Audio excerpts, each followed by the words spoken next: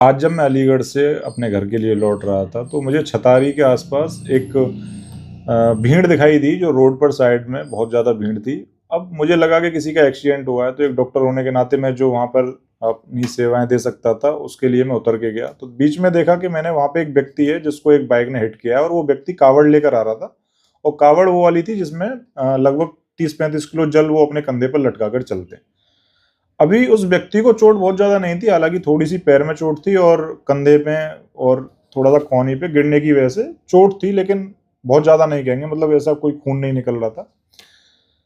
लेकिन वो व्यक्ति उससे ज़्यादा रो रहा था, जितनी चोट थी उससे काफ़ी ज़्यादा रो रहा था। अब बहुत लोगों ने उसको चुप किया, मैंने भी उससे बोला, मैंने कि भई रोने का क्या कारण है ये बताओ? इतना ज़्यादा क्यों रो रहे हो? तो उसने कारण बताया कि ये कावड़ मैं बहुत दूर से लेकर आ रहा हूँ और ये खंडित हो गई। तो दोस्तों, मेरा तो मानना ये है कि धरती हमारी माता है। इस माँ पर हम एक तरफ जहाँ से आप जल ला रहे हो, वहाँ भी हमारी धरती माँ ही थी, और वो जल वहाँ से निकल के कहीं भी ज़मीन पे अगर गिर गया है, तो वो भी हमारी पवित्र माँ ही है, अगर आप धरती को माँ मानते हैं। तो वो जल मेरे ख़्याल से तो खंडित नहीं हुआ।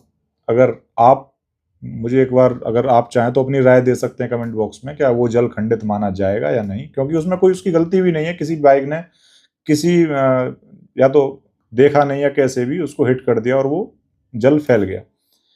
दूसरा दोस्तों, मेरे ख्याल से जो हम लोग आज की डेट में ये कॉन्सेप्ट चला रहे हैं कि अपने कंधों पर 35 किलो 50 किलो, बहुत से लोग 100-100 किलो तक जल लेकर चलते हैं।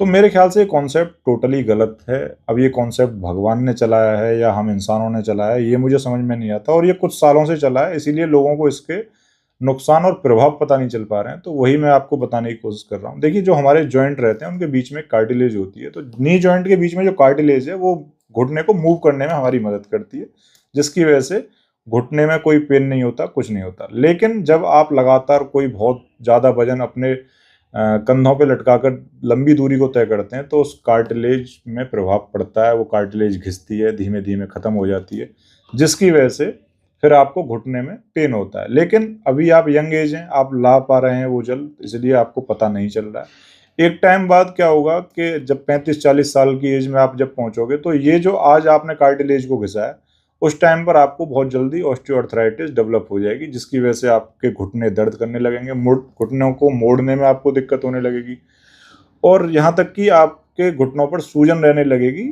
और चलने में आपको दिक्कत आएगी। तो इसलिए साइंटिफिकली मैं आपको बताऊं तो आपको इतना ज़्यादा वजन अपने घुटनों पे या अपने शरीर पे लेकर लंबी दूरी तय नहीं करनी चाहिए।